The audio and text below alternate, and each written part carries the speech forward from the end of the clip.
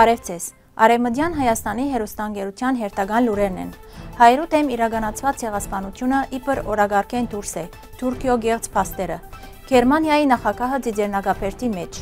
Դոյչե Վելեի ֆիլմը Հայաստանի ու Արցախի մասին։ Մադենատարանը համալրվեցավ հազվագյուտ հմայելով։ Եվրոխորհրդի մեջ կքննարկեն հայերու դեմ իրականացված ցեղասպանության զոհերու 110-րդ տարելիցը։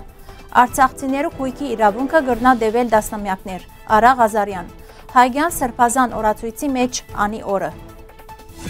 Բադիվ ունիմ Թաշինքի պատգամավոր Արցախի Հանրապետության նախագահի նախկին խորհրդական Տիգրան Աբրահամյանի թիմադեդրի կրարումը։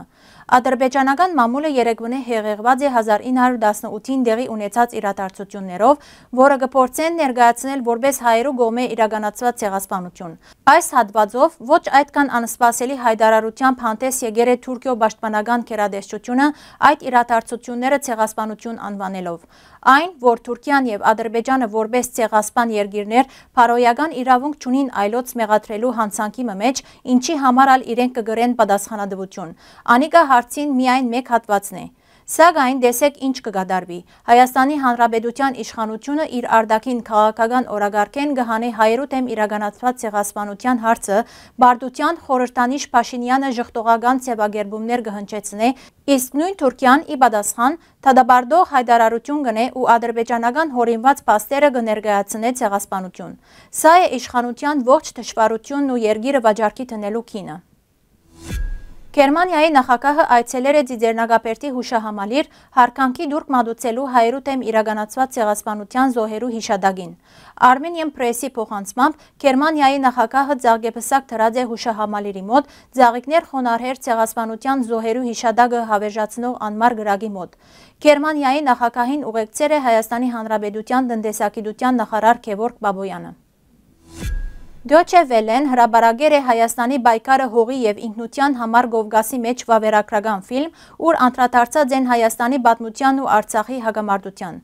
Armenian Press-ի փոխանցմամբ վավերագրական ֆիլմին մեջ ներկայացվել են նյութի վերաբերյալ որոշ փորձագետներու եւ պաշտոնյաներու գործիքներ։ Հայաստան, լեռնային տարածք, Կովկասի սրդին մեջ։ Հայաստանը աշխարհի առաջին երկիրն է, որ մեր թվարկության 301 թվականին քրիստոնեությունը ընդունել է որպես պաշտոնական կրոն։ Այս տողերով է, որ հեղինակը կսկսի ֆիլմը։ Այն կպատմի նաև Արցախի հակամարտության պատմության մասին, այն մասին, թե ինչպես է երկրամասը հայտնված Ադրբեջանի գազմին մեջ։ Ֆիլմին մեջ մանրամասն ներկայացված է, որ 2020-2023 թվականներու ընթացքին Ադրբեջանը ռազմական գործողություններու, էթնիկ զդումներու ու զենքի սպառնալիքներու միջոցով դեղաբնիկ ժողովրդին հազարամյակներով իրենց հայրենի Արցախի մեջ ապրած հայ ժողովրդին ստիպեր է հեռանալ հայրենի բնօրրանեն։ Ֆիլմին մեջ իրենց մասնակցությունը ունեցած անձինք ներկայացուցել են Հայաստանի պատմությունը, մշակութային հզոր ժառանգությունը դարաձաշրջանի եւ թարերու ընթացքին հարավային Կովկասի մեջ մղած պայքարը։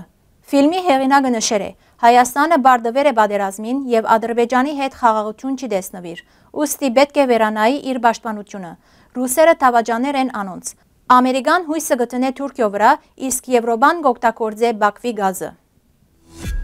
Մադենատարանի ժաբավենի ցևով հմայելներու արժեքավոր հավաքածուն համալրվել է եւս մեկ դպակիր ինքնատիպ օրինակով, քլանացև իրար փակցված թուղթերուն մեջ արգա են մանրանկարներ եւ հմայելներուն հատուկ աղոթներ։ Հմայիլը Մադենատարանի նվիրապերեր է Սորբոնի համալսարանի բարձրագույն ուսման գործնական դպրոցի հայկական արվեստի պրոֆեսոր, ֆրանսական քոլեջի Գետրոնի Կովկասի բաժնի վարիչ Հայակետ Իոննա Ռապտին։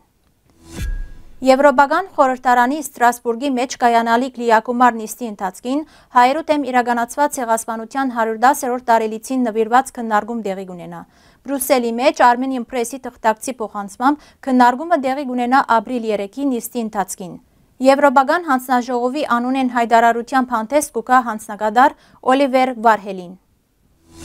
Միջազգային իրավունքի մասնակետ փաստաբան Արա Ղազարյանը Արցախի ժողովրդի վերադարձի իրավունքը նյութով քննարկման ժամանակ հիշեցուց անոնք, ովքեր Արցախի մեջ ցկած են կույք, պետք է գիտնան իրենց կույքի հանդեպ ունեցած միջազգային իրավունքը գրնա դեվել դասնամյակներ։ Ասիգա ըսելով ես հիմնված եմ ճիշտ միջազգային փորձի հիման վրա, օրինակ Հյուսիսային Կիպրոսի դեպքը։ Հետևաբար այդ քույքը կամ պետք է վերադարձվի, կամ փոխհատուցվի։ Սա այն հրամայականն է, ինչին Ադրբեջանը փախվեր է, ըսավ ան։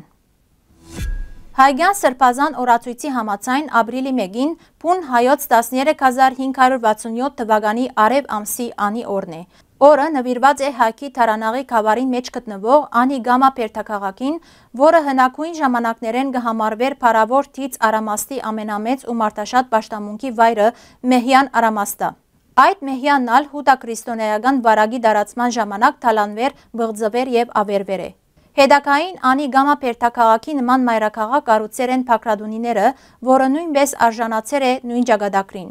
Անիցիներու ճակատագիրն ալ շատ դաժան եղած է, լքելով հարազատ մայրաքաղաքը, անոնք հեռացել են Բալկաններ, այնուհետև Լեհաստան, հետո Ռիմ, Ուրգեյալ անոնց եկադերինա երկրորդը բռնի դեղահաներ է ներկայիս Դոնի Ռոստովի եւ Ազովի ամայի դապաստանները։ Հեղինակ Գևորգ Ներսիսյան։ Սիրելի հայրենագիտներ, այսօրվան համար այսքան էինք նախադեսած։ Շնորհակալություն ձեր ուշադրության համար։ Լավ մնացեք։